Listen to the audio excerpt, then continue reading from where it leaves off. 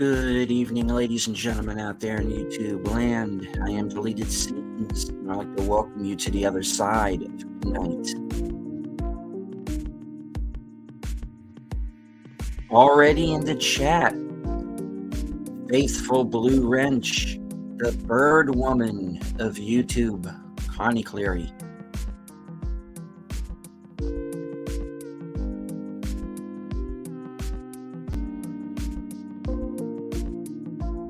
She with the smoldering avatar.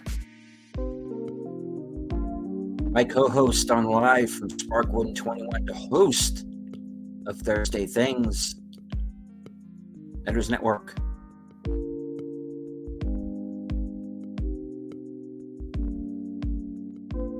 Joining us from the future, Sashi.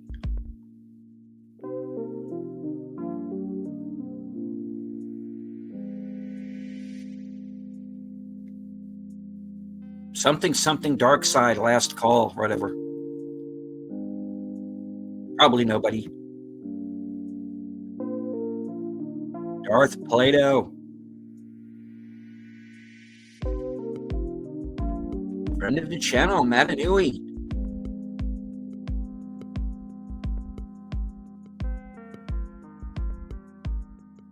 My Stalkerazzi, Lady V Elements.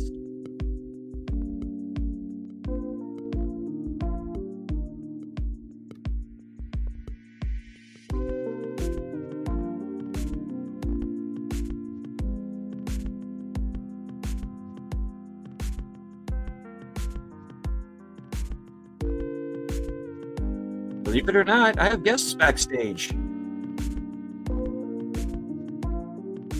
I will now bring them on.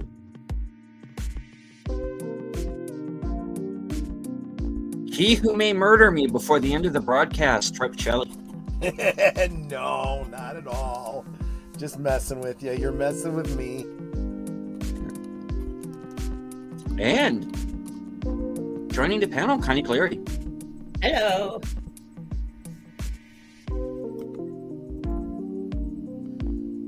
All right. So how's everybody doing? Alive, well, kicking and screaming. Indeed. So,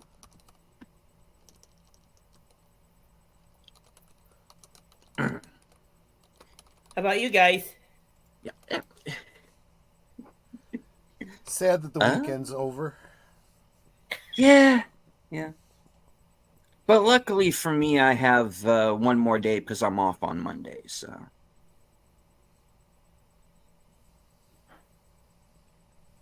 technically, my weekend is only half over.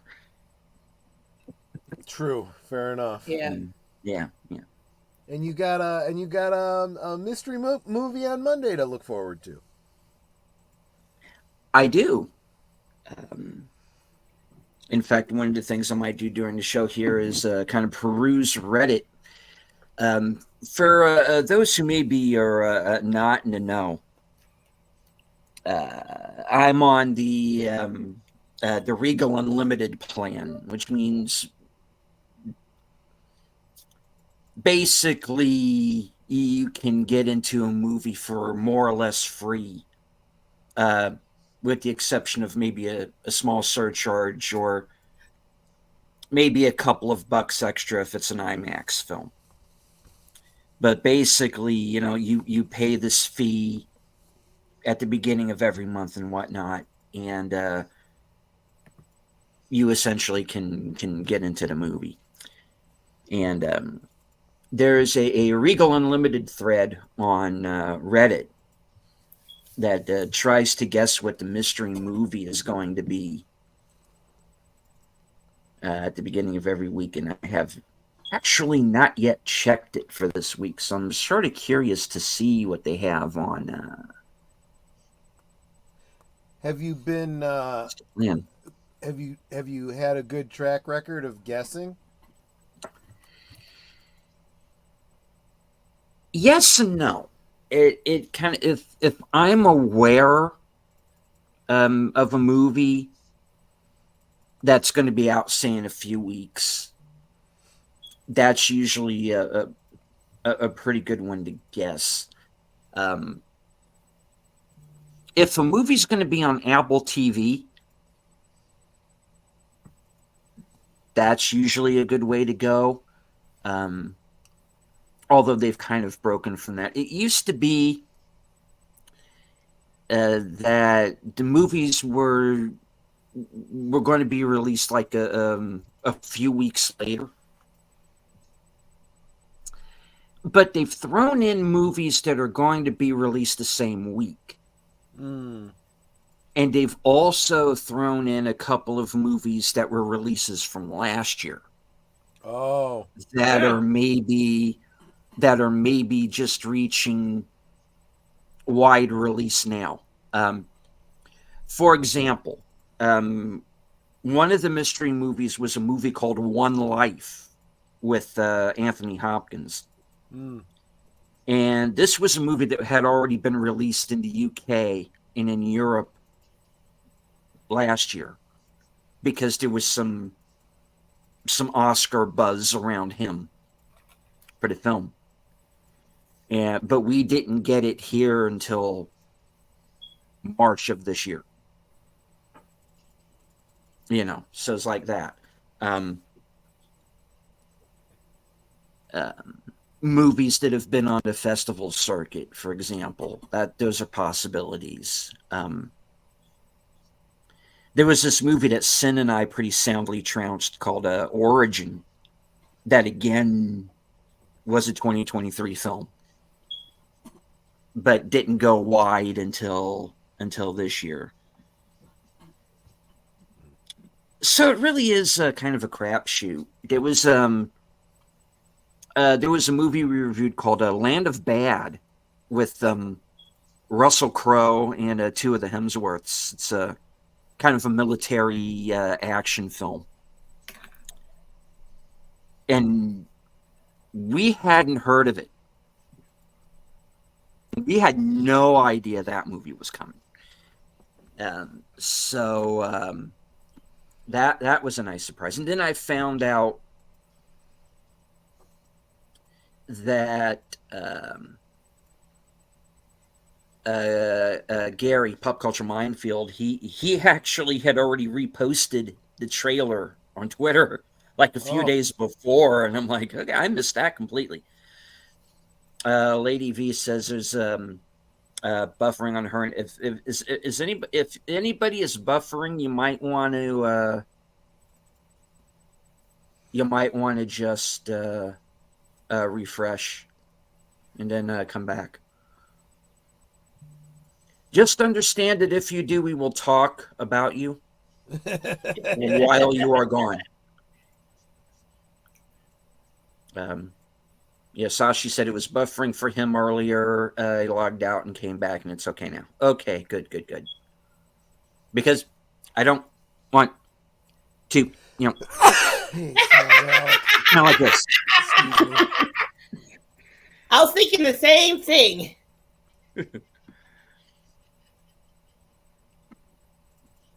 It's okay on the mobile version, refreshing on PC. Okay, so I'm just going to have to turn this into a mobile-only show, pretty much? No. Okay. I am not sponsored by League of Legends, by the way. So, okay. So I'd be disappointed if you don't talk smack. Well, the Talking Smack show was earlier. So True. I'm trying not to do so much of it here. Although we might go there. Who knows? But yeah, I was. Oh. Well, okay then. Nice. Okay. Well, as they would say Forget in the dark... sponsorship, I would pay that. Yeah. Okay. I paid good money to see that. Yeah, exactly. Okay. Thank you. I'm now changing the name of the show to the Charlotte Stokely Report. Okay, moving on. How do I you don't know Cheryl who that Strayed, is. Steve? Mhm. Never No, mind. I don't know who that is. I have no idea.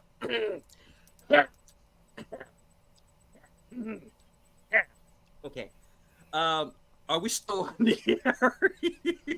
Yeah, right. Brought to you by Raid Shadow Legends. Yeah, that's what I was thinking. Raid Shadow Legends. I was Yeah. gonna say I don't Um, really care when it's a non-monetized stream, but you are monetized now, so you I am gotta be careful. monetized now, so I got to be a little more careful. Okay, it is after midnight here in the U.S., folks. It is after midnight, so we're okay. True. Okay, look, I've already age restricted this show, so I think we're good. Probably, um, yeah. Yeah. Anywho, moving on. We were nearly derailed by the chat. Next. Bad chat. Down. Okay. Have to say it like Mike Myers. Dude. All right. Is there a doctor in the house? We have a Piper Dune. It's okay. He's just pissed. All right. All right. Moving on. Yeah. We had mentioned in the green room that there was this picture of Clint Eastwood that's been kind of making the rounds on social media. And look, for 93, the fact that he's still making public appearances, he's still making films. Yeah. You know, I mean, he has a movie he's directed that I think is going to come out later this year, or maybe it's going to be next. I don't know, but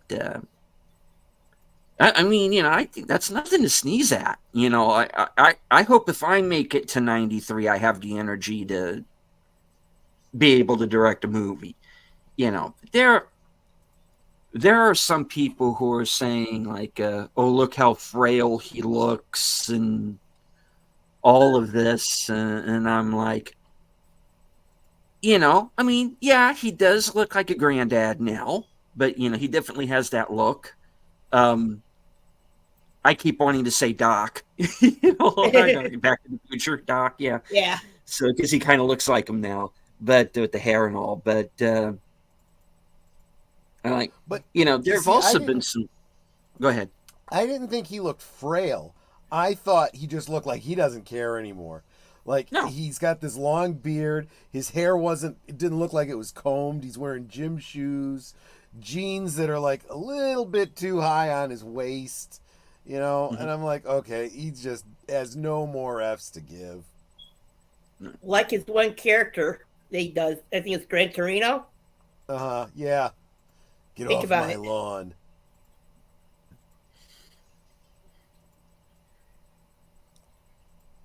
Yeah, good one.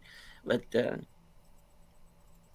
you know, but but there are like people online who are like defending him and like it's like a bad angle. Look at this angle. Looks more. He does look better in the other pictures than he does in the one that's been doing the rounds. Yeah. It's just like, you know what? Leave him alone. You know, he's 93. You know, he's not worried about you. He's doing his own thing. You know, so then I think that's just cool. You know, and like, well, how old is Shatner now? He just had a birthday. He's in 90? his 90s too, isn't he? He's in his 92. 90s as well. You know, And So, both of them still look great. you know, and they're Did you see his And you- exchange on Bill Maher? Not yet. I've It was- heard about it. I haven't. It was seen actually very funny. Bill Maher asks him about AI and what his thoughts on it, and you know, he said, you know, it's it's already changing the world and so on and so forth. If you're asking, you know, is it going to, you know, become sentient and rise up and take over the world and destroy us all? One can only hope. I'm like, oh, jeez, man.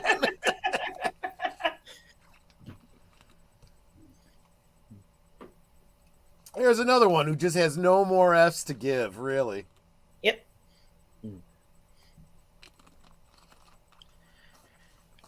Yeah, another one that I think doesn't have any F's and that they're busy trying to cancel now is Sylvester Stallone. You know, he's another one who Oh yeah, we were I talking don't about think that. he.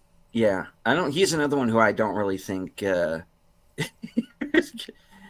Like, I don't care. I just want to shoot the show. Yeah, Uh, exactly. and And it's like, it's going to become honestly. Here's how I see it Mhm, going. As I mhm, see more of these, because we've been saying this for a long time. All we see in Hollywood are the Wokosos, and there's plenty mhm, of them out there that aren't. They just keep their mouths shut. They don't want to talk about their politics. They don't want to talk about their personal beliefs because that's not been what you do. And it's getting to the point where they're starting to push back and they're like, look, I'm tired of all this stuff and I will not comply. And if you want me to, I will leave. And what happens is you drive away all the actual talent that actually makes you money, and you find yourself in a situation like, for example, Paramount is in right now. mhm. And I tend to get, when I talk about Paramount, I tend to get granular because I focus in on Star Trek. That's my thing, right? And we talk about the black writer who, you know, said something, I guess, racial or something, talking about his own personal experience in life. And someone went to HR and said, I feel uncomfortable with this guy. And Mhm. it's like, and they got rid of him. I'm like, you just got rid of the adult in the room. No Yeah. wonder all So, of your Star Trek is failing. Nobody wants it. The stock for Paramount is they can't even give Paramount away. This was the same thing we were saying when the CW was up for sale. mhm. It was going for so little. People were saying anybody could pay for it. The problem is you still couldn't afford it because you'd be buying all the debt that goes with it. Star Trek is in the same situation. Paramount is in the same situation. And they can't even sell off Star Trek because no one wants Star Trek. I think I made the joke at the time that you could buy a CW for a bag of Funyuns. Yeah. Mhm. Yeah. And like I said, yeah, you might be able to do that, but then you couldn't afford the millions of dollars they owe. Just not worth it. That's definitely Oh, the other issue. definitely. Mhm.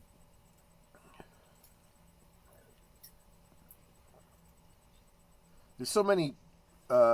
Lady V says there's so many rabbit holes and darkness in Hollywood. Yeah. It's hard to Mhm. believe anything they put out there for us. Look, I was never. I was always a middle of the road kind of guy, very level headed. Never believed what people are now calling conspiracy theories. It's like, okay, that's just crazy woo woo stuff, right? And then you start hearing people talking about, people in Hollywood and politics and stuff, and they're all like worshiping the devil and, doing all these crazy rituals and blah and selling their souls. And I'm like, yeah, yeah, Mhm. yeah, that's all the Christian fundamentalists, just demonizing everything, that's fun, right? But Mhm. I'll tell you, it's gotten to the point where you start to see stuff actually coming out of Hollywood. Behind the scenes stuff, articles that are written about these people, things they say in interviews.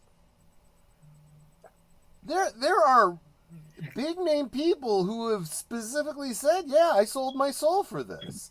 Now, you could say they were being Mhm. hyperbolic, they were, they didn't mean it directly, they were joking. Okay, fine. Or they meant what they said. Mhm. Just saying. It's And it's a weird world that La La Land. and without going too far into spoilers for this, Late Night with the Devil Mm-hmm. is a movie that delves into that subject, you know, and Mm. it's kind of a double meaning, that title, because it's not just the fact that they're doing this exorcism and this demon shows up in the middle of this television broadcast. It's also the fact that you're dealing with the character of the talk show host, David Dastmalchian plays him, who has kind of made that kind of a deal, so to speak. You know, Interesting. and it's I mean, to have a feature film actually bring up the Bohemian Grove or whatever the name of it is, Yeah. and straight up Mhm. talk about in the first 10 minutes of the film, it's there. It's like, did is this movie just, did they just give a middle finger to Hollywood? I think they did. Possibly.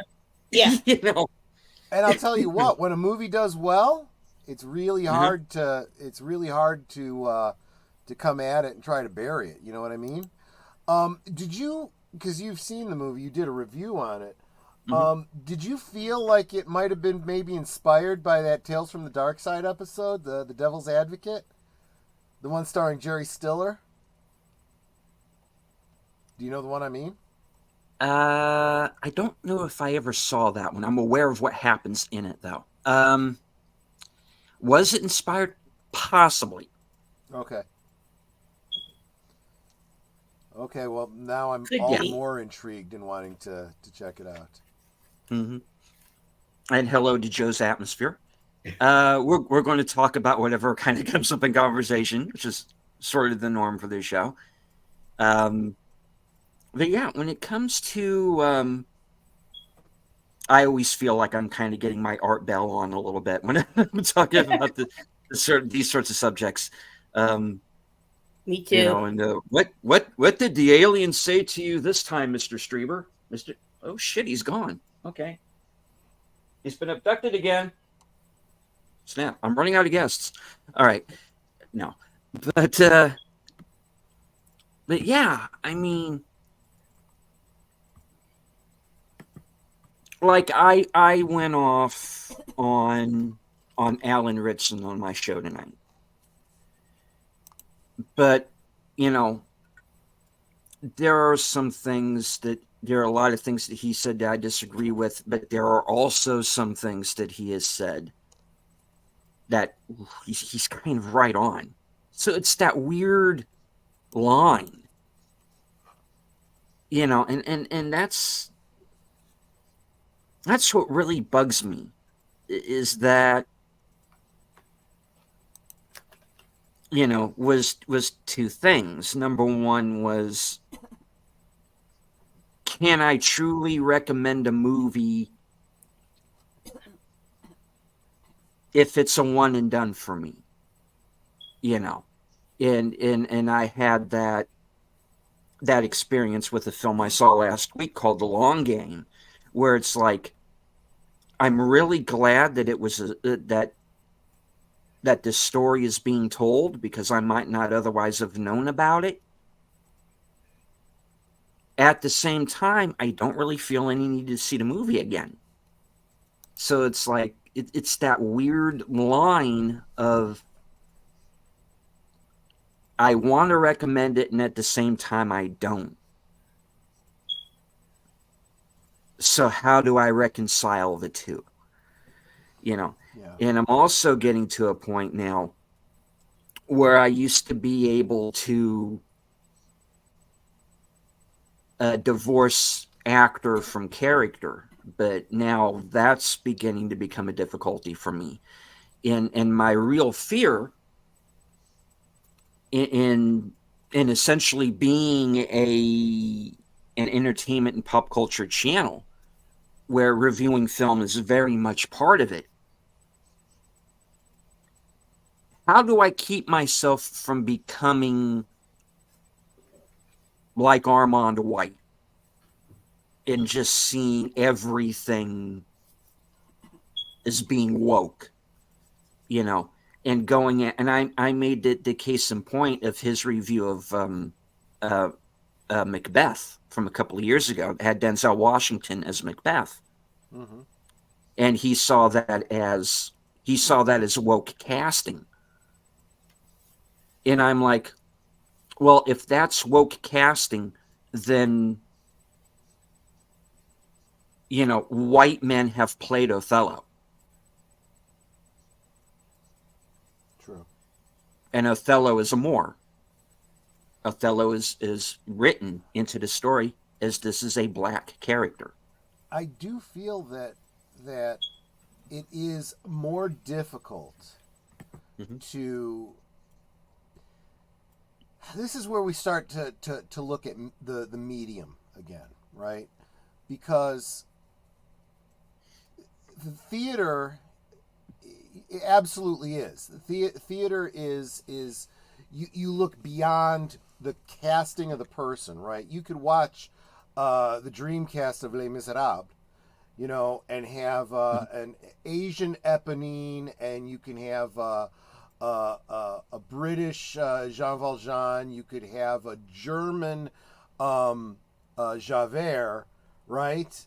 And I'm sure you could have black actors playing any role. The Thénardiers, maybe, I don't know, but the audience all knows this is all taking place in France, before the revolution. So they're all French. They're just being played by a troupe of actors.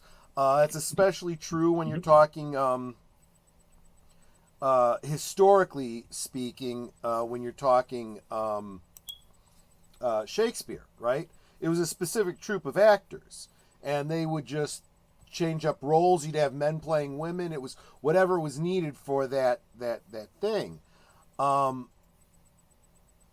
I feel like Hollywood films, you literally have the ability to choose an actor that fits the role appropriately.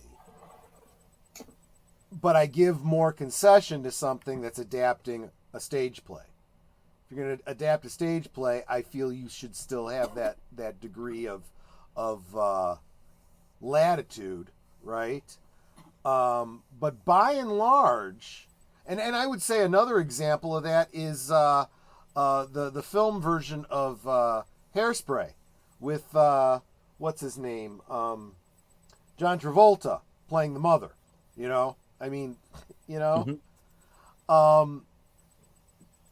back when you could do that and people would find it humorous. Now everyone would be all up in arms and offended about it. But there's a certain mindset that goes into that casting. The casting in Hollywood is you get the best person to fit that role. And it's not just who can act the best, who can, impress you with their acting and play the role. No, I'm sorry, you also kind of have to look the role. And that doesn't mean that if you're playing an Italian character, you got to be an Italian actor. No, you could be Jewish, you could be whatever, but you got to be convincing in that role.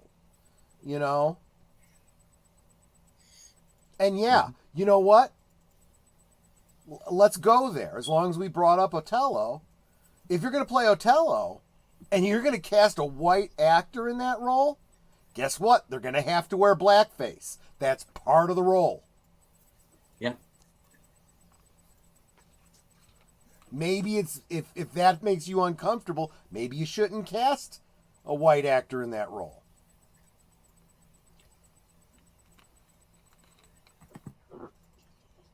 Because as you point out, that is integral to the role. Mm-hmm.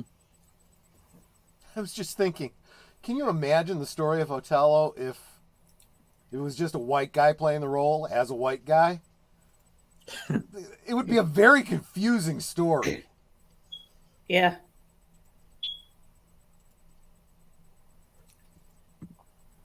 Sashi says, I was confused by the backlash Scarlett Johansson got when she was cast in Ghost in the Shell. The character was a consciousness with a full body replacement, so in my mind, she could be any ethnicity. Any ethnicity, absolutely right. Yeah. That's absolutely right. You know, and oh, this is one of those times I wish we had Brandon, so he could probably go a little deeper into that than um, I can. Um, but yeah, I mean, now I didn't get the backlash in that either, to be honest. I still haven't seen her version because it is the live action version of an anime. I've I was seen the anime, but I haven't seen. I was gonna say you know, that's probably the reason that I didn't rush out to see it. I'm like, Mm, live action version of an anime.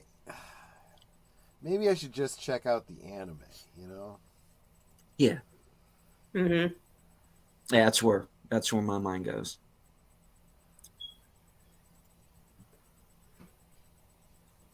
Well, yeah, there was another movie that I reviewed this year called "Wicked Little Letters," and it's again based on a true story.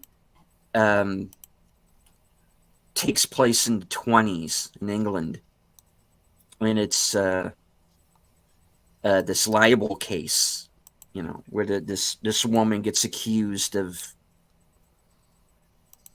kind of sending these really nasty letters out to people and finding out, and then this isn't a spoiler. This comes up pretty quickly. You figure out pretty quickly on that she's being framed. Anyway, and it becomes this whole court case and everything. But you have this movie that takes place in the 20s where the judge on the case is black. The officer investigating the case is an Indian woman. And this is like 1920 England. No. I see what you're trying to do,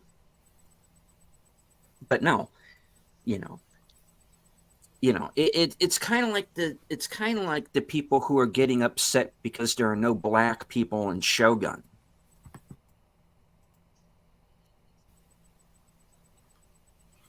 That's feudal Japan. Yeah. Yeah. There's no black people. I'm sorry, there isn't. You know, um,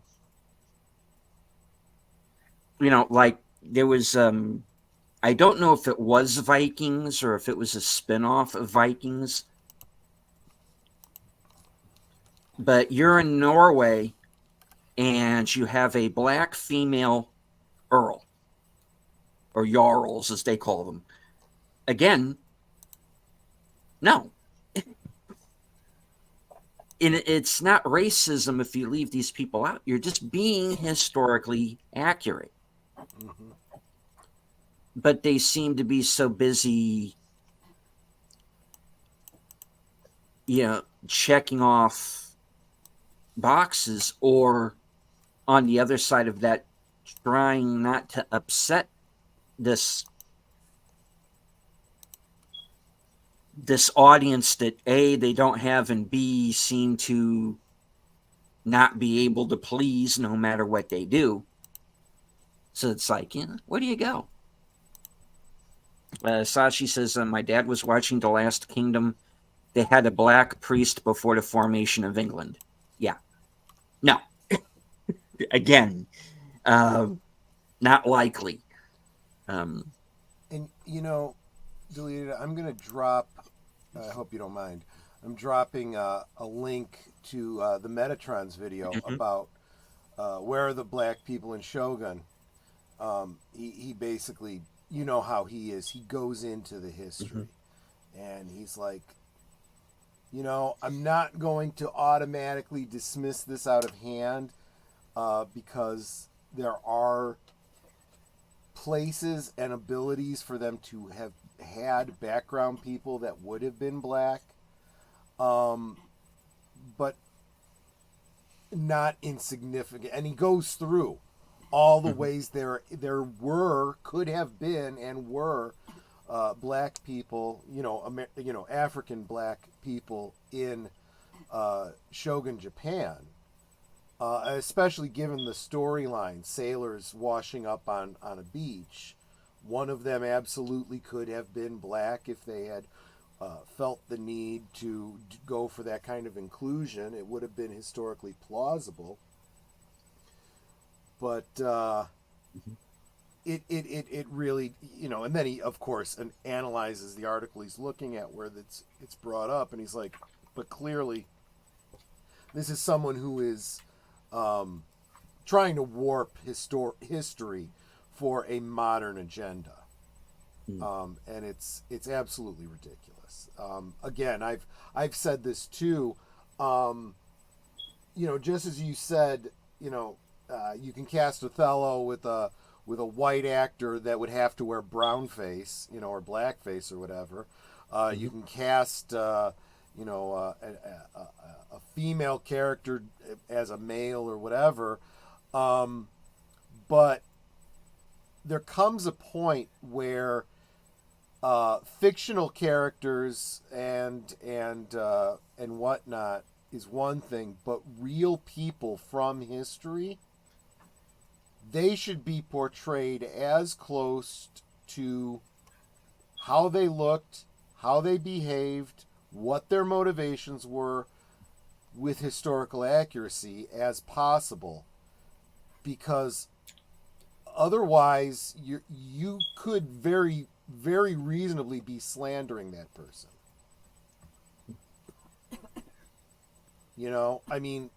I've used the example of misrepresenting the first officer on the Titanic in that movie,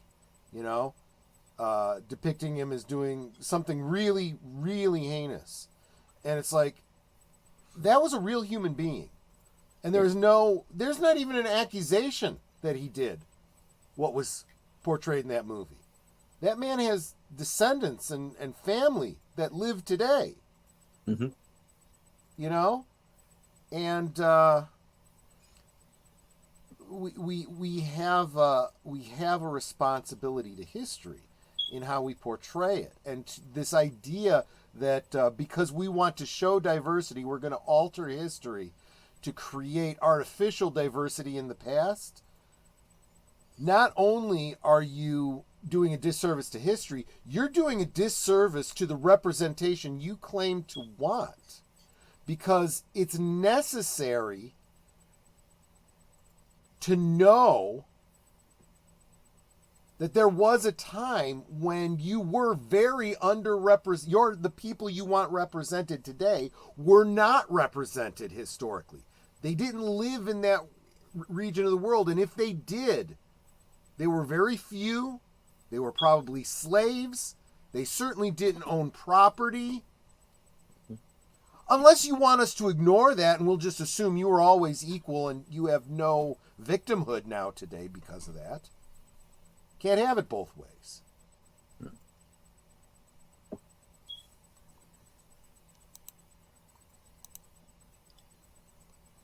So yeah, that was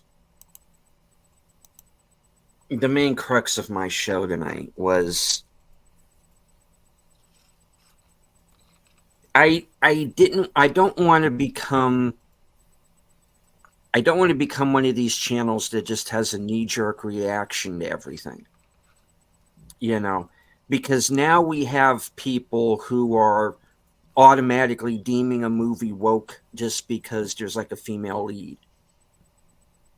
Yeah. And I'm like, this is one of the things that I was worried about, is we got to take everything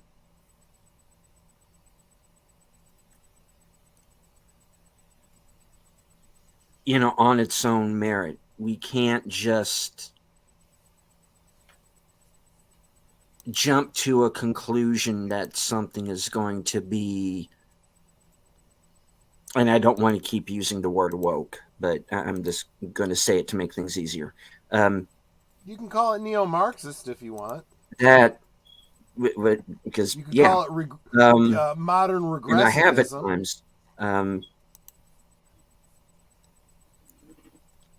but to me, there's a difference between woke and neo-Marxist, because it's like the people who are throwing all of the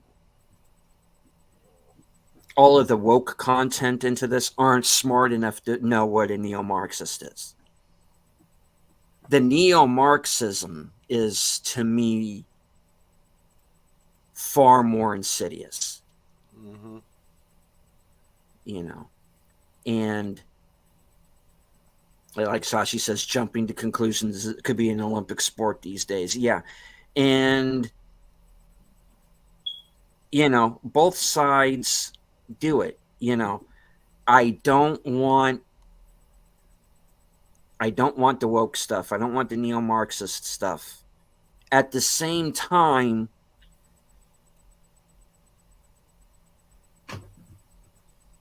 I don't want to live in a world where pure flicks movies are the only thing that's left. Yeah. Well, you Because want to those know what? movies aren't very good either, and also kind of preach to the choir, so to Right. speak. No, you're absolutely right about that. There's been a lot of people that are intellectually honest that have said that about Christian movies with a Christian agenda. They're usually not very good. That's what it comes down to. Whether it's Christian films or whether it's woke films or whatever, when you come at it with agenda over storytelling, it's just gonna suck. You got to have the priorities on right. If you want to preach, become a minister and preach in church on Sundays or Yeah. whenever the preaching's to be done. If you want to tell good stories, well, then that's what the movies and books and TV and stuff are for. You know, um, there is a concept in among those who proselytize in any way that you don't have to directly preach. Sometimes you convert people just by the example you set and the way you live. But I'm seeing and this is why I consider wokeism to be as much a religion as any other religion. You see people that preach something and behave the exact opposite way, right? You claim you want representation for everyone, you want equity, and so on and so forth. But it's very clear that's not the truth. The clear truth is, you're there saying that everybody's equal, but some are far more equal than others in your mind. You are looking for a reason to marginalize people you don't like. And that's just racist. That is just racist or sexist or whatever ist you want to you happen to espouse. It's hypocrisy, and nobody responds well to hypocrisy. And that's why you have so many people now pushing back against all of this. So coming back around to your initial posure, right? How do I defend against seeing everything as woke and being cynical and so forth? It's what I said just a moment ago. Intellectual honesty, right? You watch a movie, you watch a show, okay? And be objective about it. If you see the triggers, right? The female lead or the person of color lead or a gay character or whatever, don't focus on it, but hold on to it. Put it to the side and see what else in the content causes you to instantly roll your eyes. If nothing, then maybe it's not woke. Maybe it's just they just happen to have a female lead. It happens to be a Ripley or whatever, or a Lara Croft or whatever, right? Book of Eli, right? Mm-hmm. These were not woke films, especially not the Book of Eli, right? No. These were films that just they cast somebody because it didn't matter. whether the character is male, female, black, white, whatever, right? Mhm. But yeah, if you see them Mary suing somebody who is of a particular favored class these days, the story isn't that good. They're preaching at you. Well, man, you got to call woke. One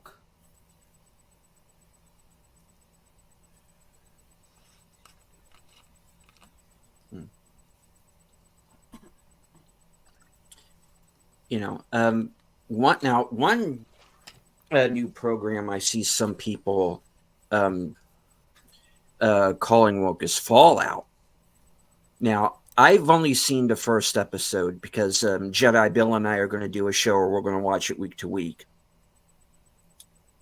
So I've only seen the first episode so far, and I'm like,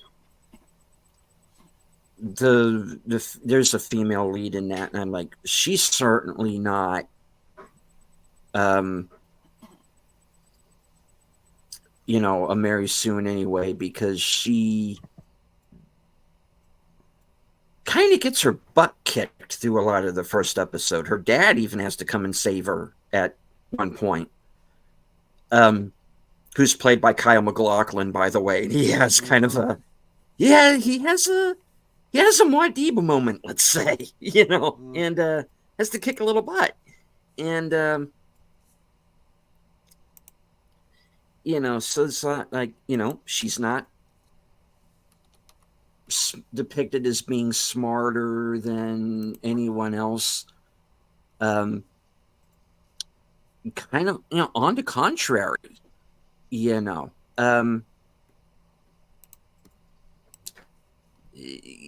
she's on this learning curve because she's a vaulter. She's been living underground. She has no idea what's been going on,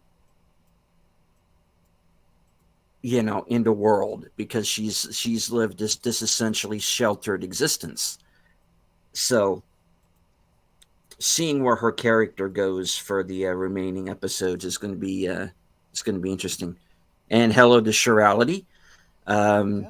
It's probably one of Connie's birds, because I know it's not my smoke alarm.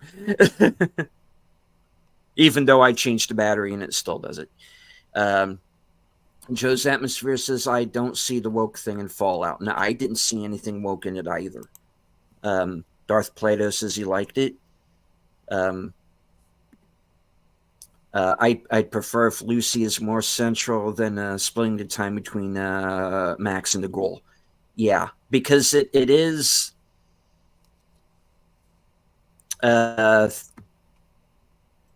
three timelines. I mean, not three timelines. It's that you're following three separate characters as they go on their journey, and eventually they're going to converge. Just as I like Nancy and the Ghoul, don't like Max. Yeah, Max does something in the first episode that you kind of get the idea why he did it, but it's kind of somewhat despicable, so that he could advance. But yeah, this is Sashi said, at least the actress actually played the game for research on the role. Yeah.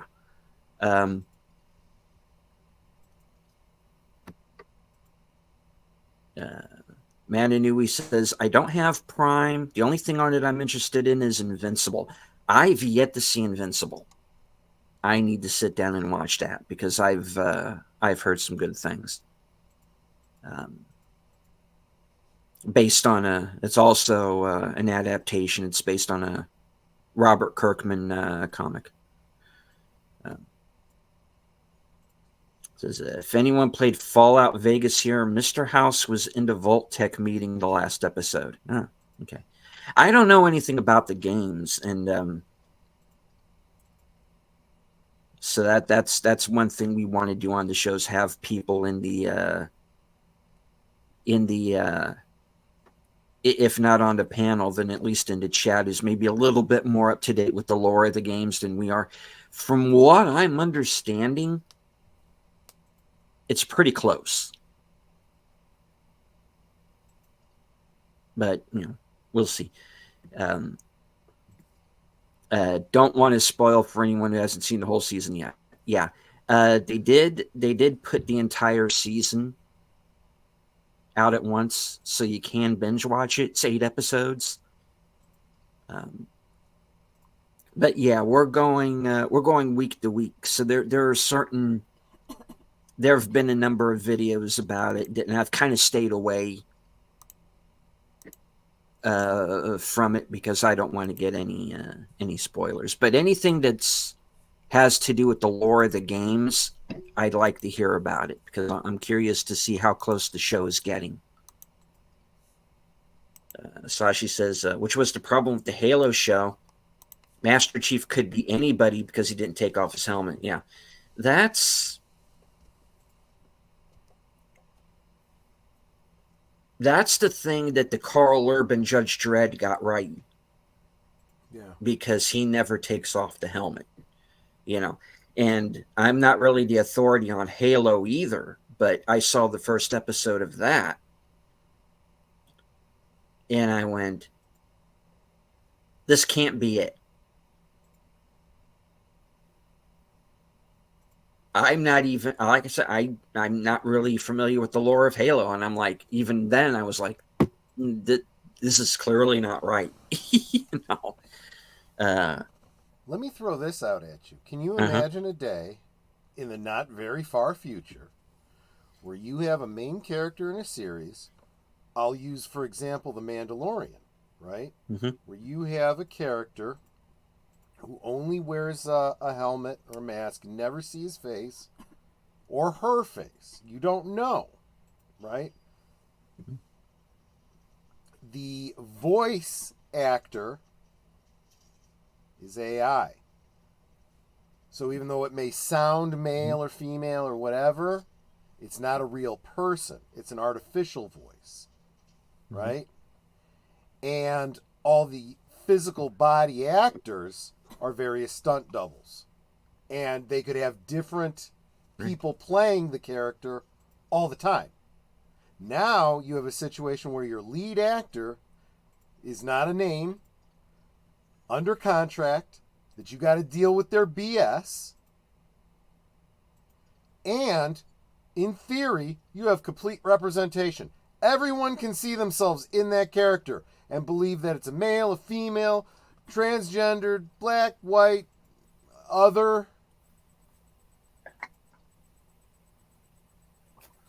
That could end up being the natural result of all of this. Okay, fine. You're saying that we can't use this kind of person for this role. We can't use that kind of person for that role. You don't have enough of this. You don't have enough of that. Okay, fine. Your main character is everything and nothing. And you can't even point to who the actor is because it's different people playing different aspects of the character. Mm-hmm.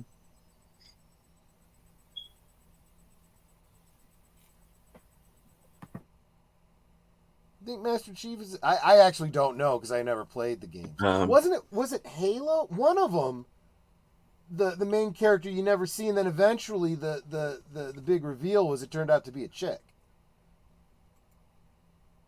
I want to say it was Halo, or maybe it was something else.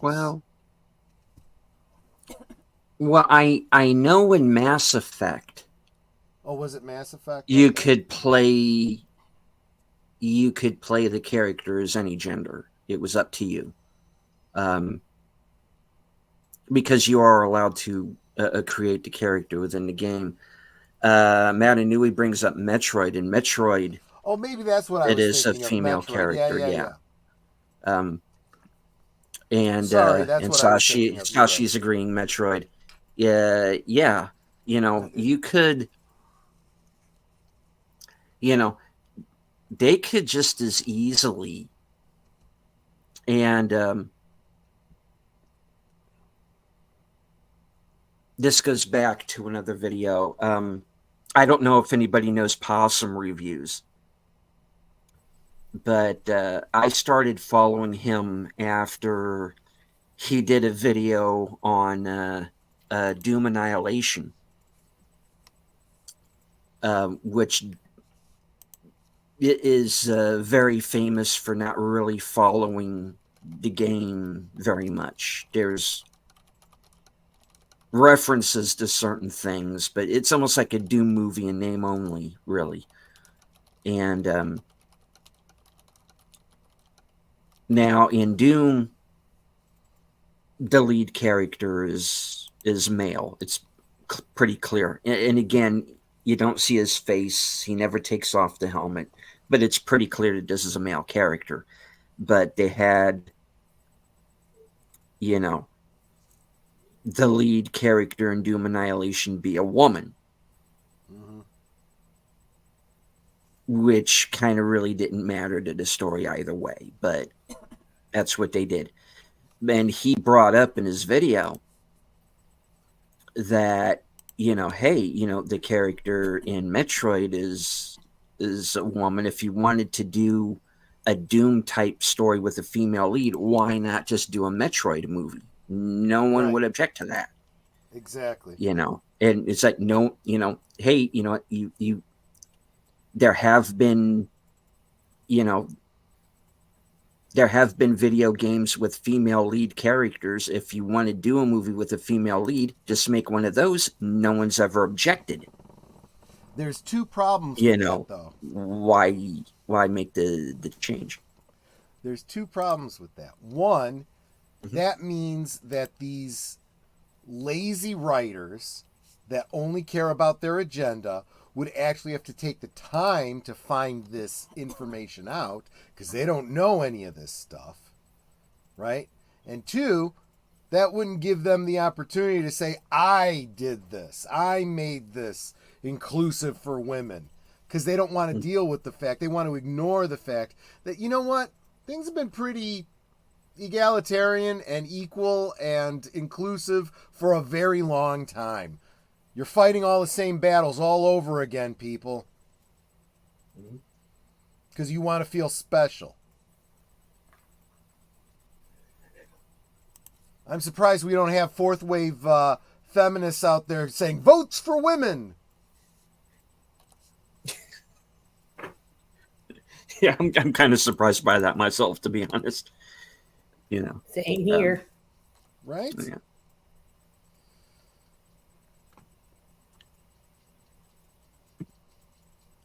Been wanting to play Mass Effect. I enjoyed Knights of the Old Republic, and that's quite similar, which Darth places. Yeah, Mass Effect 1 does follow KOTOR closely structurally. Become a Jedi, become a Spectre. Yeah. That's the divide and conquer agenda. It will always be something. Yeah. I mean,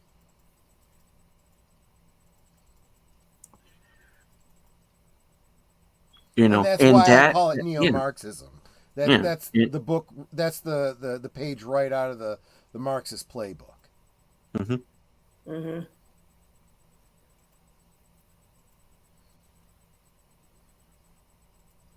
And you have the woke types who don't realize that they're being played.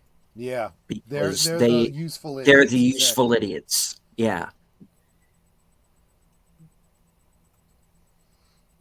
And all the people who claim that they're the rebels and that they are anti-establishment just went lockstep with the whole thing. They sure did. It's because people really are sheep when you get right down. Well, I take that back. There's two kinds of people. There's the sheep, and then there's the wolves, right? And the wolves are manipulating the sheep. Mm-hmm.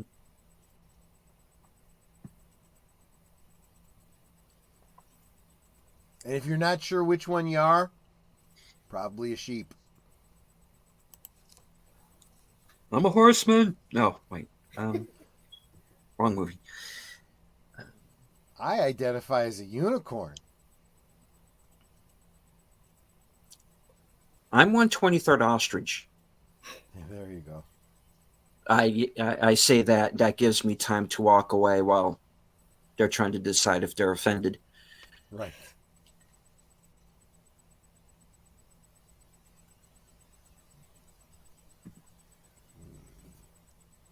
Well, Jesus, social media is the news sounds cool.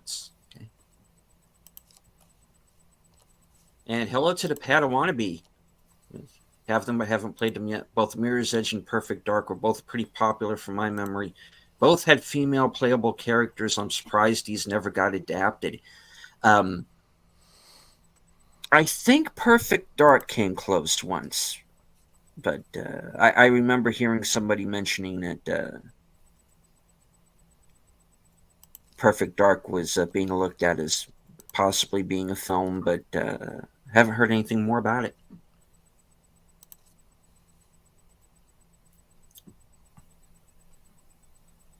Weird, I'm not seeing anyone in the chat besides Reality and Troy, and that's probably because you're on. Yeah, Troy's we're channel. we're multi-streaming, so there's Yeah. I'm doing it on my channel at the same time that Deleted Scenes is doing it on his. Yeah. Yeah. And we're on Twitter as well, so someone may pipe in from there. Oh, At that's some right, point. right. Yeah, Twitter's going too. So, yeah, Mhm. it's a little bit bigger than you might be seeing on any one of the platforms, but that's why we're doing our best to read out the chats as we see them. Yeah.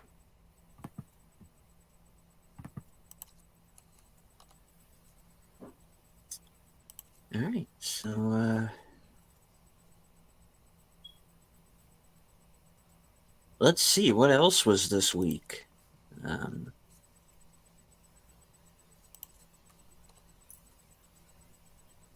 I don't know. Anybody watched the Masters? No. No. Nope. I caught a little bit of it because it was playing all weekend at work, so Oh. I caught a little bit of a little bit.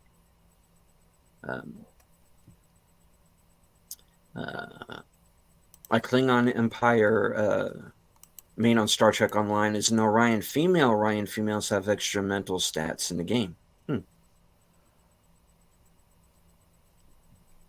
Man, he says, all right, because I've had this happen before. YouTube once hid someone from me for literally no reason. That happens too. Mhm. But no, we're just on we're on a couple of different channels and platforms right now. So wait till I start doing stuff on Rumble. Which I would really like to start doing, despite the fact that I do have a couple of concerns.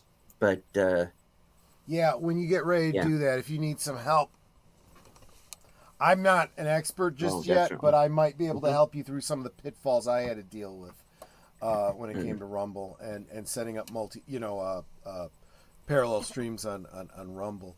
What was I gonna? I was gonna say something about. Oh, Sashi, you're playing a Klingon character on Star Trek Online. Are you already in a fleet? Because if you're looking for a fleet to join, I can hook you up.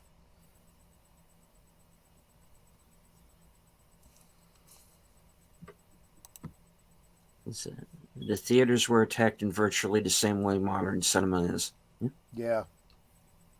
Matanui says, saw Godzilla and Kong, was fun. Not a very good movie, but it was fun. That's what I'm hearing.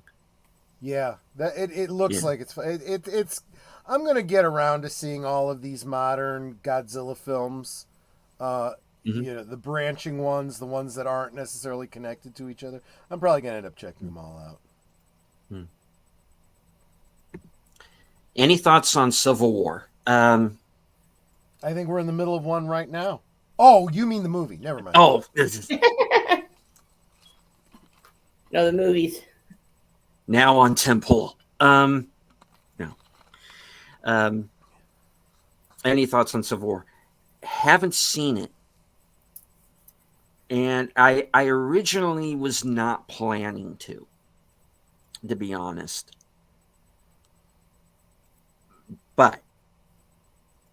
I have a thing about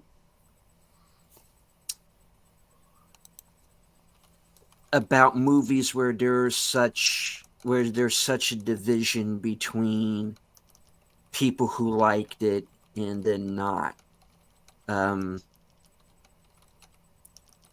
Because I'm curious what my own opinion would be, because this has gone from people saying it's the most boring movie ever to, hey, it was terrifying and I was on the edge of my seat the entire time, and what kind of a movie makes people have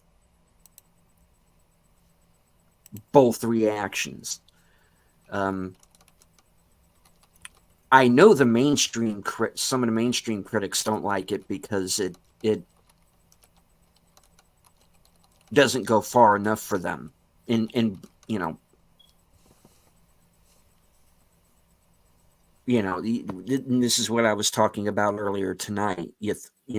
Reviews that seem to be going down political lines. Joe's Atmosphere says they lost me in the trailer. The Western Alliance of California and Texas, not in a million years. Yeah, I did not like the trailer at all. In fact, I actually did a show about movie trailers and how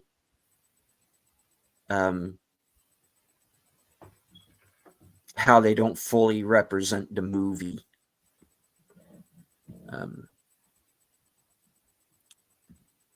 So let's see. Sashi says yes, already in a fleet.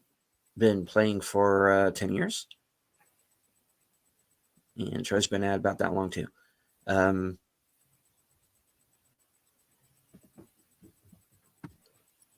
yes, please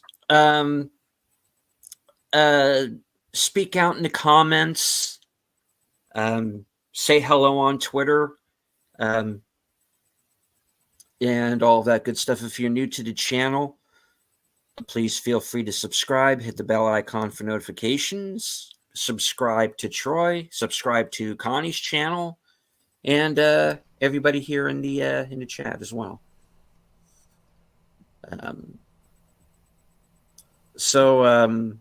Troy, I figure you haven't seen Civil War yet. I have not. Based on what you're saying, I've seen the okay. some commentaries on it, but not enough to even have a clear idea of the story, really. Mm-hmm.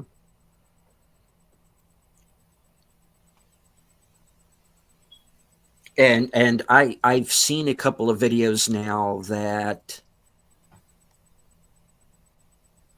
have explained the plot in some detail. Just as I thought it would be like Red Dawn, cool movie, but wholly unbelievable. That's the thing, is they're making it look like the trailers make it look like it's a Red Dawn type film, but from my understanding is it's kind of not.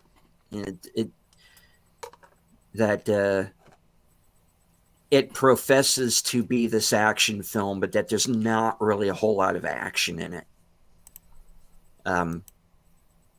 Which honestly wouldn't surprise me much. I don't think A24 an action movie right away. Let's see. Red Dawn is a great movie, even if it never would have happened. Yeah, I like the original Red Dawn. The remake is okay, but it's unnecessary. The thing I liked about the original Red Dawn is that the writer really put a lot of thought into this alternate history. So, could it ever have happened? No. Not in the world as it actually existed. But he does set up a bunch of, but this happened, and then this happened, and this was also going on, and things that didn't happen in the real world. And when you put all that stuff together, you go, okay, plausible scenario now. It's a very, very interesting alternate history. Much better than so many of these alternate history stories that I've seen. Someone actually putting in the time to think through, diplomatic relations of different countries, other stressors that could happen naturally or artificially, strategy and tactics, specifically the technology of the day. That very same story could not at all be. That's why I didn't bother with the remake. It's a completely different story, not even worth addressing in that way.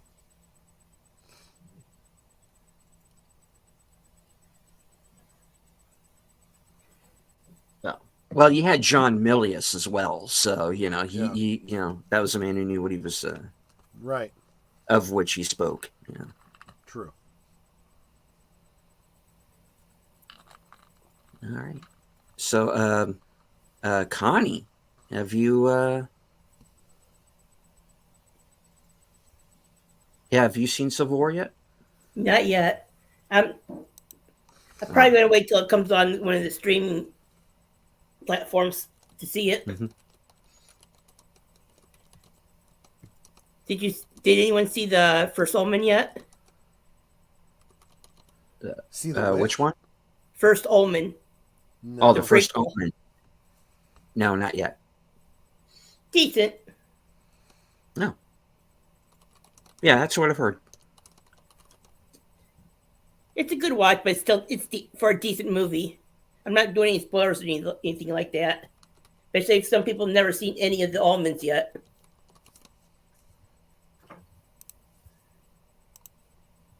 Still don't know why that priest didn't regenerate in the first movie. Yeah.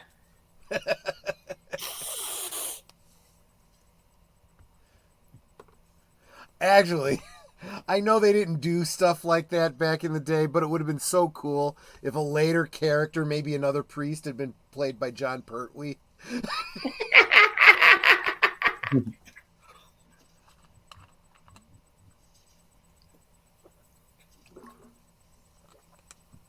That would be one of those kinds of things where, because there's nothing comical about the movie, but No.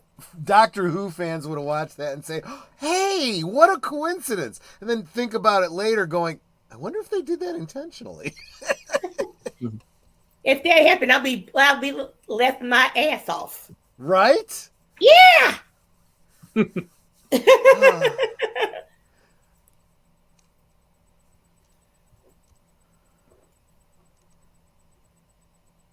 So, Connie, anything you're looking forward to seeing here in the future? I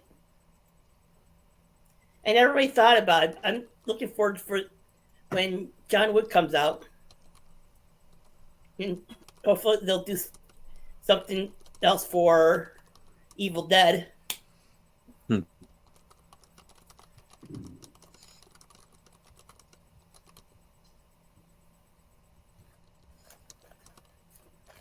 No. All right. You look at the chat here. Okay. All right. Well, I really didn't have anything else past that really to bring up.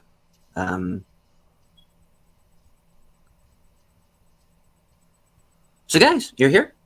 Jump in. Any thing you want to discuss? Any concerns you might have? Anything you have coming up? It's time. Well, I mean, you know how it goes with me. I Mhm. do a lot of looking back because I'm not seeing a lot in the present and future to look forward Yeah. to. This is why, Nettern, Big Al, and myself, and of course, you and Jedi Bill do a lot of these watch parties and so forth, looking yeah. back at stuff that we've enjoyed over the years. And I'd say half the people that join us in these watch parties have never seen the movie we're watching. And it's a great opportunity for you to realize that, wow, there's been good entertainment for a long time. You don't have to rely on the dingbats in Hollywood now. I tomorrow night, Monday night, last call's Monday night at the movies, doing a double feature again.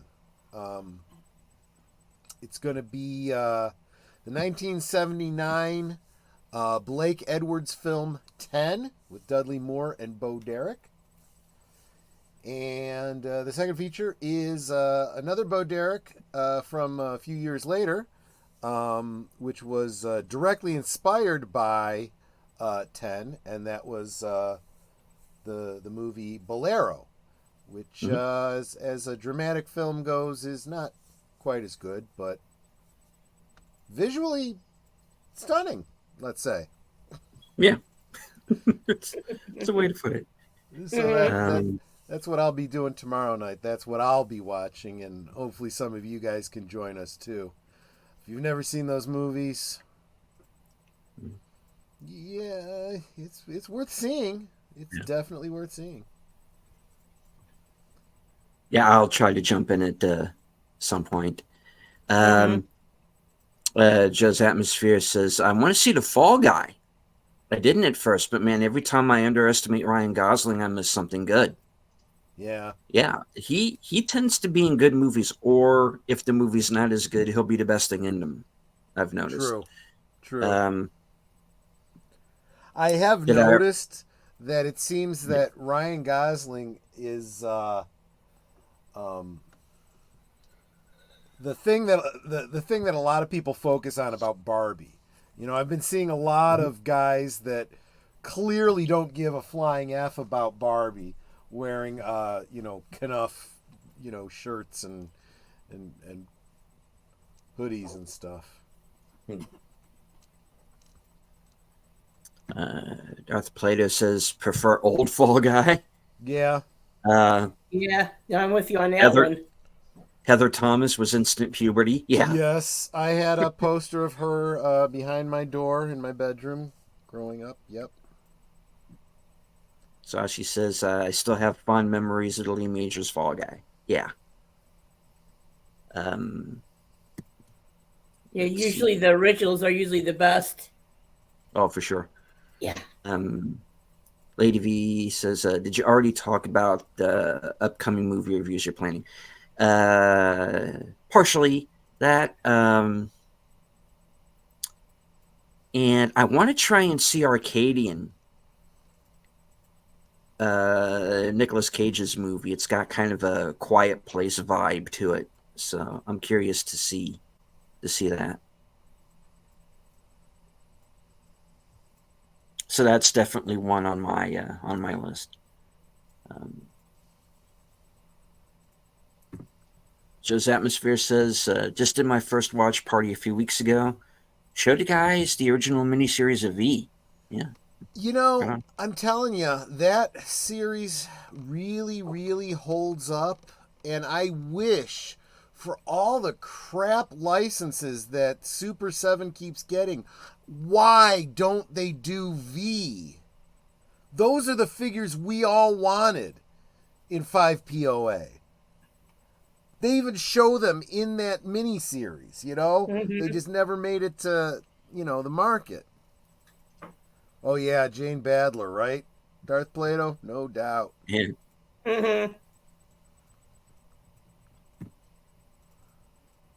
V was classic. It was definitely classic. Yeah.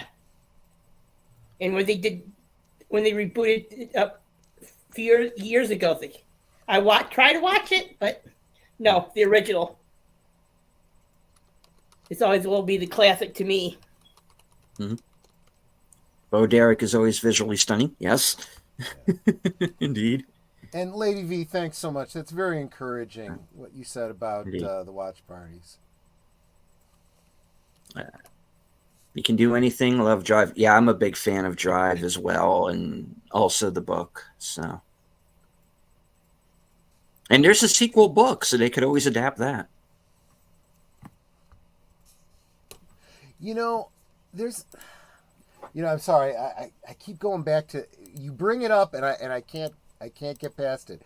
Mhm. V is a series that needs to be watched again today.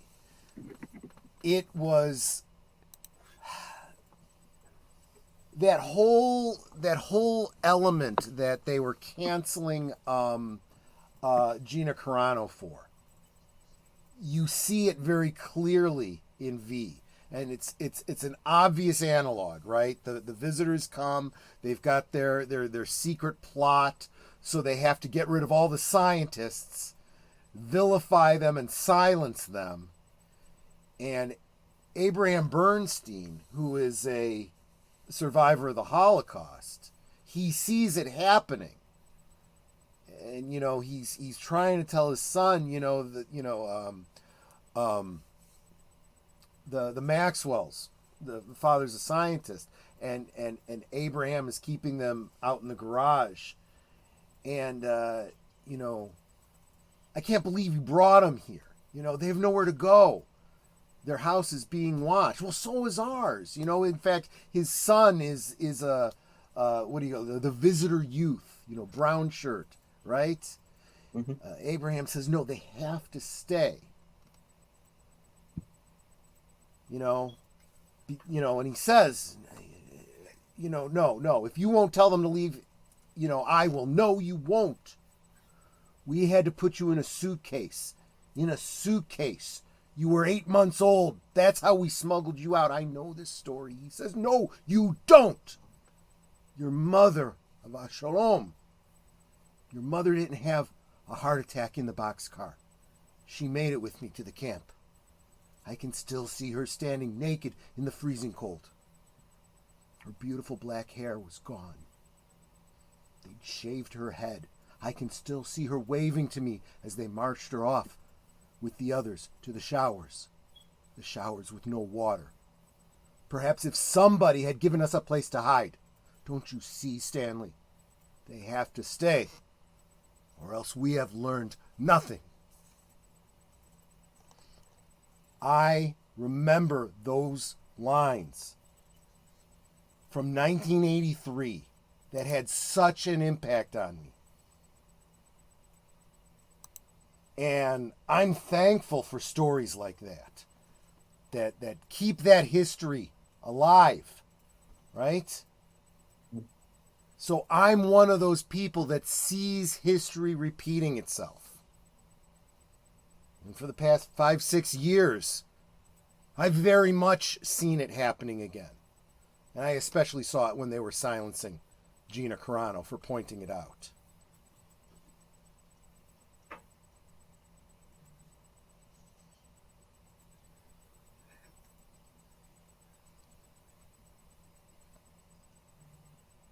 Thanks, Joe. Sasha says Shogun is pretty good too. Watch the original series, and the new one isn't infected by modern Hollywood. Yeah, so I have I have, heard good things. yeah, so have I. I do want to Same see here. it, and it makes me want to revisit the original again. I do. Yeah, It's been ages since I seen the original last. Right. Yeah. yeah. I have the Blu-ray sitting right over here for it, and I think I might still have the VHS version too.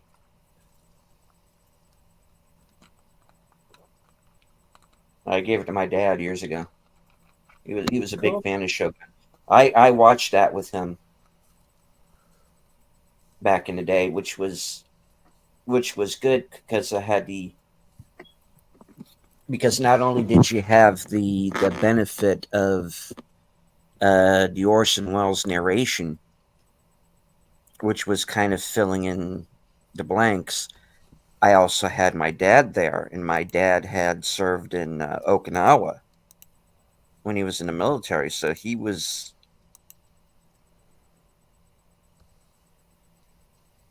steeped in Japanese culture. So, he could explain it to me, so that my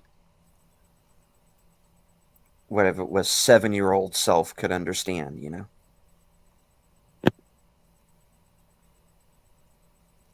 Darth Plato says, I'm on a review panel for Shogun Mm. on the Outcast Creative channel. Right on.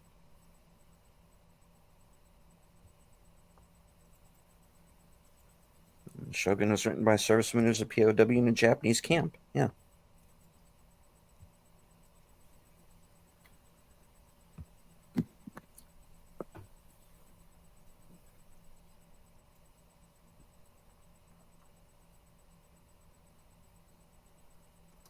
Someone just shared out a tweet of Elon Musk's from back in 2019.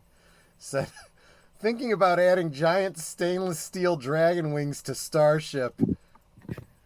And it was the redheaded libertarian who said, Elon, I need to know if you're still giving this any more thought. I'm like, I'd like to see that. Uh-huh.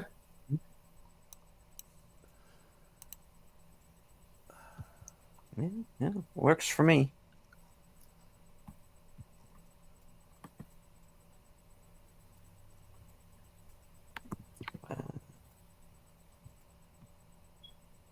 Shogun series is great, but does traffic a bit hard on Black Legend to Jesuits.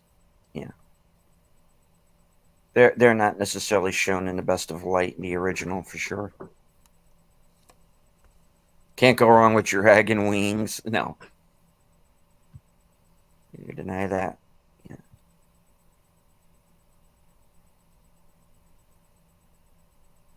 Yeah, definitely works for me. I'm in. Mhm. Pro dragon wings.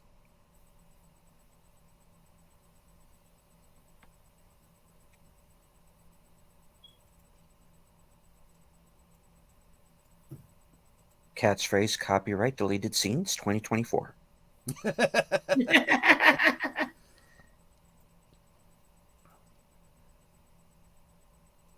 Approved by the committee to elect foreman 2024. Okay. We could do worse. May as well have a fictional character be president. We've already got one. Yeah. Hmm.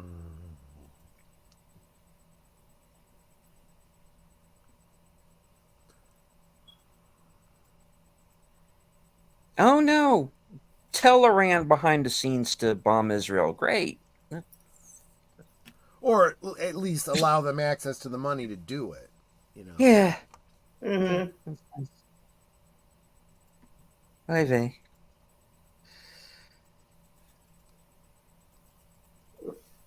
What am I going to do? Well, keep doing this show, I guess.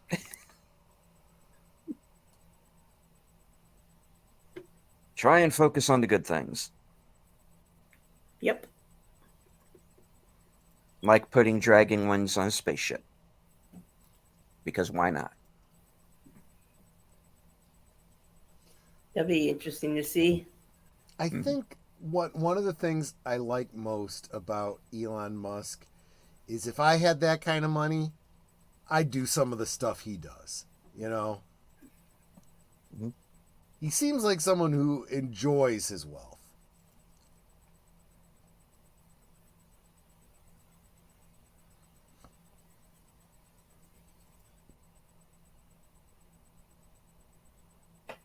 Mm-hmm.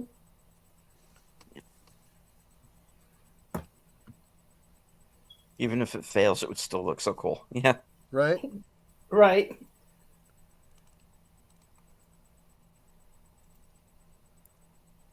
Here's the problem. I don't want humans to go to Mars.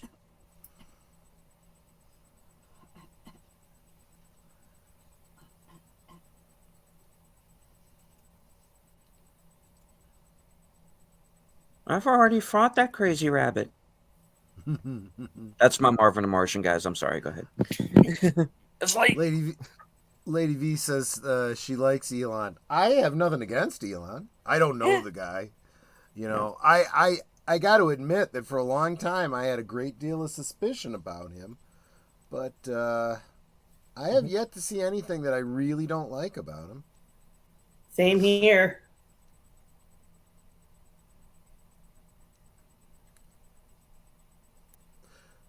See, this is the funny thing, Lady V. With as many probes and things and whatnots as we've sent to Mars by this point, we probably have Earth bacteria all over the place. So when we finally discover something there, we're going to think, oh, we discovered new life. No, we just contaminated the place. Mm-hmm. And hello to Samuel Proctor. Mm-hmm. Elana's a wild card. I say, yeah, indeed. I think we need more like that. Yeah. Mm-hmm. Even if he is not like someone I 100% agree with, or whatever, I think we need voices that are not all, WEF, lockstep, New World Order types.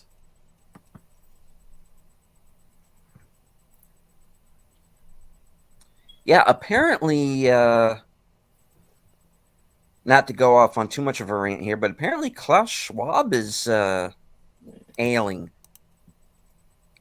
And, Good, he makes everyone else sick. yeah, I kind of mean that literally. Yeah, I know. very true. True. Yeah. I have very little to say about that because it doesn't matter. It really doesn't. Mm-hmm. He's going to die. His kids are going to take over. They're still going to be pushing the same BS agendas. This panel is way too polite, a bit more verbal fisticuffs. Well, here's the look, problem, Darth Plato. I'm a guest here, and he's monetized. So am I. So I, you come over to my channel for the. He doesn't need to be here. And, I look, Pacelli, this is my show, okay? Enough of the taking over. Cleary, you're out of here too. And yeah, we are on a schedule here, and I really don't, need guests, and okay, there you go. Okay, I'll remember that next week.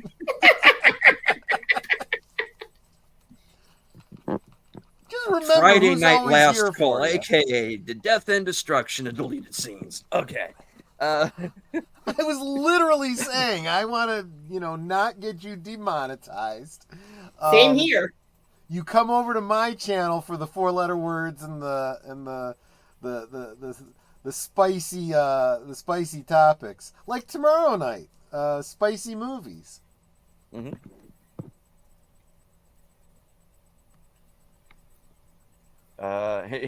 Glad I don't stream, I swear, because I can. Yeah, well, Right. So do I. But and that's anyway. why Same here. that's why supporting channels like this is so important. He's got memberships now. You could do what are they called? The super thanks, the super chats, the whatevers. He'll get that regardless of how much, I say F this and F that and wawa fangul. New plan. Get deleted, demonetized. No! No! My channel. My beautiful, beautiful channel.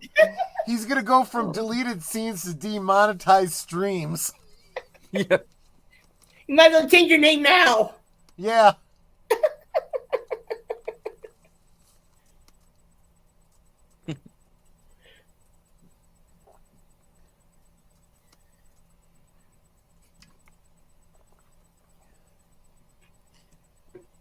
Alrighty.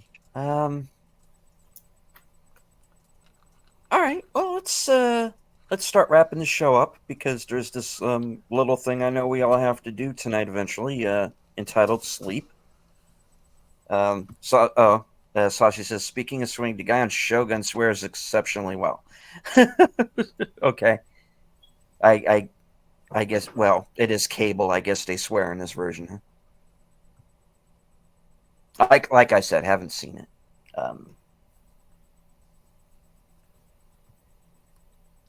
There's a Klingon saying, "May you swear well."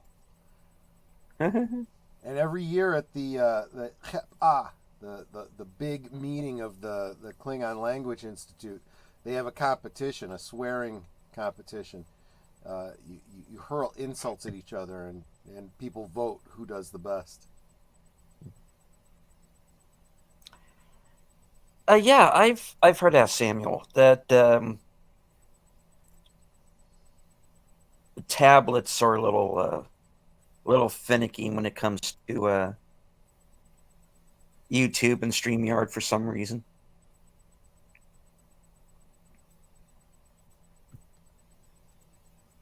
I basically say every variation and damn it there is outside of this channel. Yep. Mm-hmm.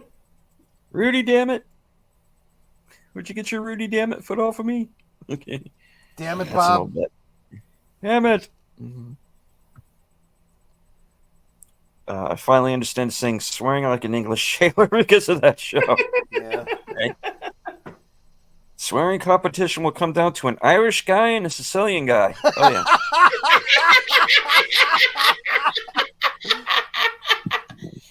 It just Winner! sounds better from the Irish guy. What the fuck?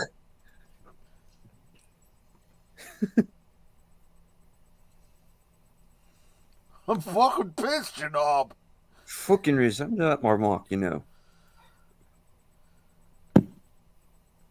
Sometimes I could give longshoremen a run for their money, depending on how pissed off I'm getting. Saw a guy name his dog, damn it. Yeah.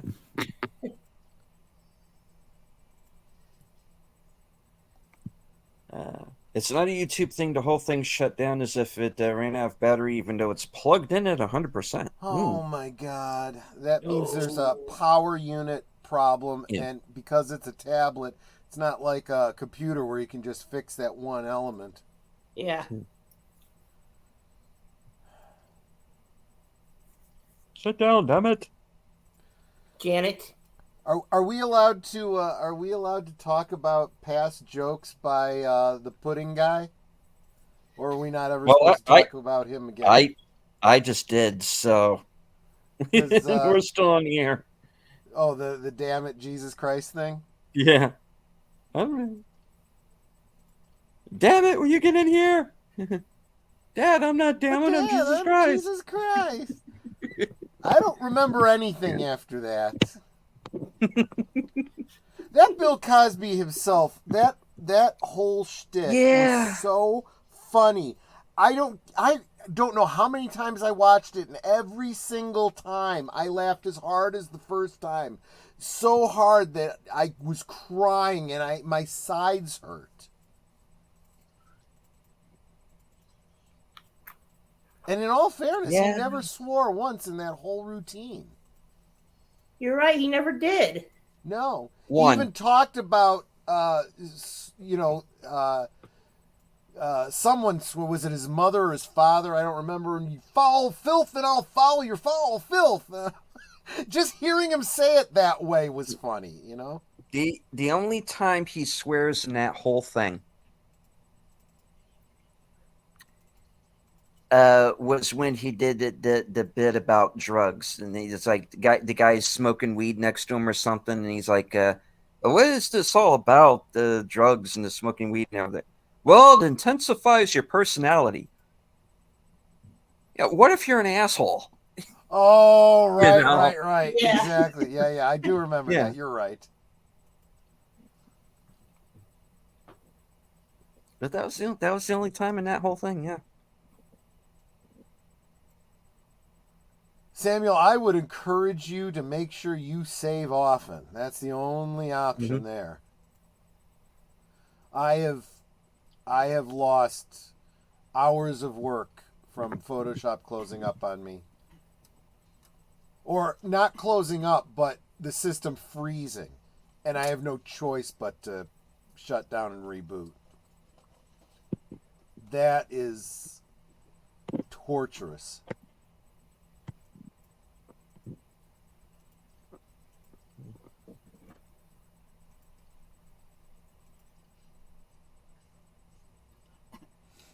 All right. it's on over. So let's go ahead and wrap it up for the evening. Connie, do you have anything coming up? Well, hopefully I'll be getting a video up here this week on my other channel. I'm doing a body for Halloween. It's wrapped up in garbage bags, so I'll be doing that hopefully this week. You should be coming up Friday. On Fridays, I've been doing a watch party on Cosme through my channel that I'm a mod on. So I've been picking up that up on Fridays. I've been doing horrors this week for a while. So this week is going to be Little Shop of Horrors, the original one. So that's going to be this week. Next week, I'm not sure yet. It goes from week to week on what I'm going to be doing. It could be 5 minutes before the show starts. So I've been doing that for Fridays now for over a month now. So that's it for me for right now. All right. And stay tuned for that. And Troy, what's on the agenda for Friday Night Last Call this week? So Boomer and I are going to take a look ahead. We're going to do a little bit of what you do, really. We're going to look ahead to the movies that have been announced as coming out in the next year or two.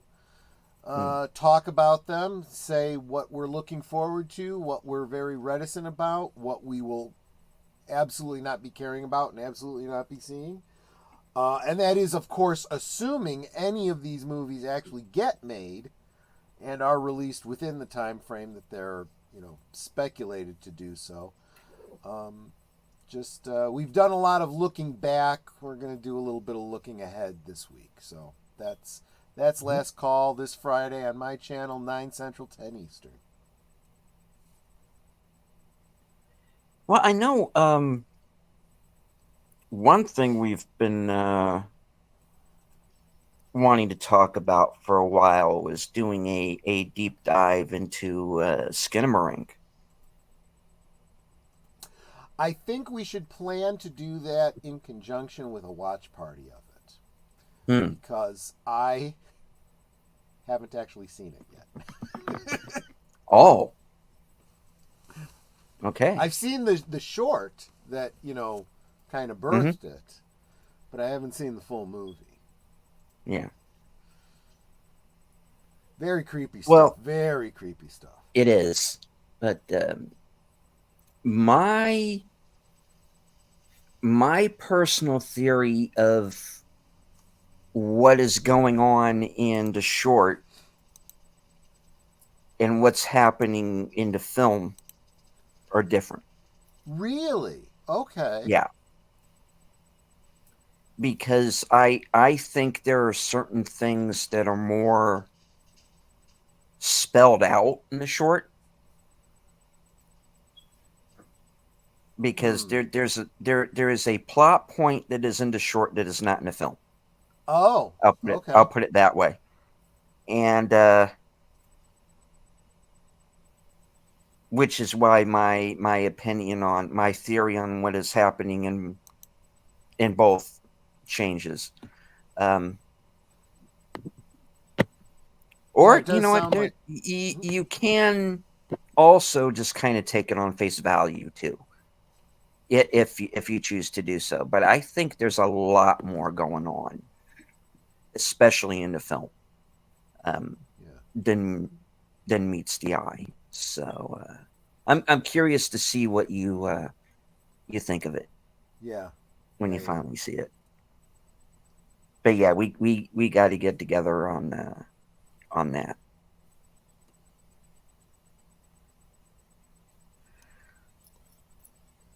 All right, and since we do have another here in the back, do we still have another? Is she still with us in the background? What's up for Thursday things this week? Netter's Thursday things. This Thursday is Dad Man Walking 55. Oh. Nice. He was I just saw him yesterday on Jedi Bill's karaoke night, and Yeah. he's great Which I supporter. unfortunately missed. Yeah. Yeah. I said I think he was the one that sang "Meet Me in St. Louis," which I Oh, thought nice. was really cool to see somebody singing that one. Mhm. And he's a great supporter of the community on social media. So I'm looking forward to chatting with him on Thursday over on Mhm. Netters Network. And good night to Joe's Atmosphere. And Jedi Bill is joining us in the chat. Says, Yeah, we were sorry I just fell talking asleep. about you. Well, I guess that evens it up, I guess, because I fell asleep. I actually dozed off probably like about 5 minutes before the show last night on Dawn of the Dead, because I don't even remember putting my head down, but apparently I did. And I woke up at like 6 a.m. and so oh no, I missed the show because I definitely wanted to be on. Um, Dad, man, it's going to be a fun one. He said, "Meet Me in St. Louis" was actually Nina. Oh, okay. So nice. All right. Well, I guess that brings it back around to me. Let's see. Tomorrow night, don't watch that Pacelli guy's show. Don't come over and watch mine. And I will be reviewing the mystery movie of the week. Without Sin's Corner, unfortunately, because he's still away visiting family. So I'm going to be flying solo for this one. Stay tuned. I'm hopefully it will be something good. And that gets us around to Tuesday for live from Sparkwood and 21. Troy and Netter and Boomer joining me as usual. And we're going to be watching an episode entitled The Condemned Woman. And it's a very interesting episode that goes very much into the direction of The Shining, as far as I'm concerned. I think there are some parallels between the two. So stay tuned for that. And of course, Wednesday at, I believe, 9 p.m. Remind me if I'm wrong, Bill. I'm going to be joining Bill for a roundtable discussion and watch along of episode 2 of Fallout.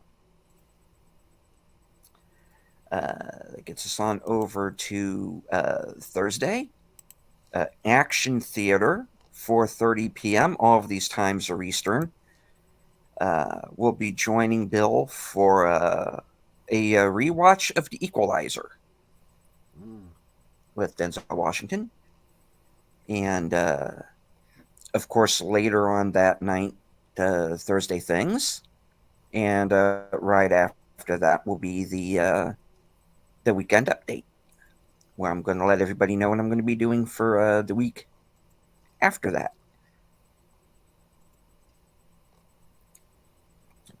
All right. All right. Well, that gets us through the week. Any final words before we close it out? No, I just want to thank everybody for coming out and joining us. I appreciate you Indeed. guys that I'm assuming have their notifications on and saw that I went live and that I was streaming on Deleted Scenes channel. Super appreciate you guys coming to hang out with us tonight. Mm-hmm. I would like to thank everybody who followed along tonight on Twitter and on Troy's channel and here in the chat with us. Lady V, Lady Mist, Sashi, Jedi Bill, Joe's Atmosphere, Samuel Proctor, FK8C 2005, aka Tim, Darth Plato,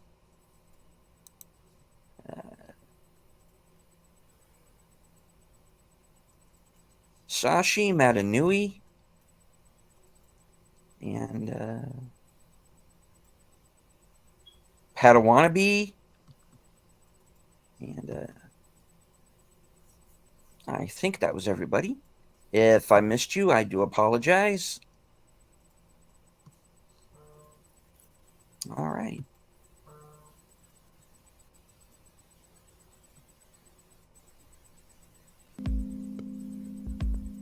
That is the show for this evening.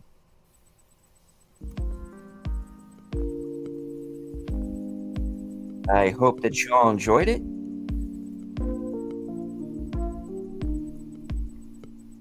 Please? You did, right?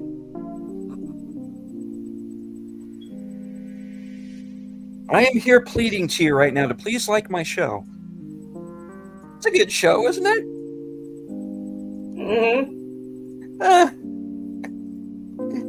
I give my heart and my soul to the show. That's it. I'm sorry. I'm okay. I'm okay. And scene. I'd like to thank Troy for being here, and Netter, who is, of course, in the background. Who's probably saying right now, "End, damn it, end." Honey, thank you for being here. Thank you. And I would like to thank everybody who joined us in the chat, both here on Twitter or on Troy's channel. Anyone who watches the show on replay. Anybody who is lurking in the background, because there's always one or two. Quite all right. You don't have to engage in the chat, just as long as you enjoyed the show. Please don't forget to hit the like, share out the stream, say hello in the comments, and all that good stuff that helps the algorithm. From HQ, in all points, north, south, east, and west, and beyond, good night, take care, stay strong, because this is how we win.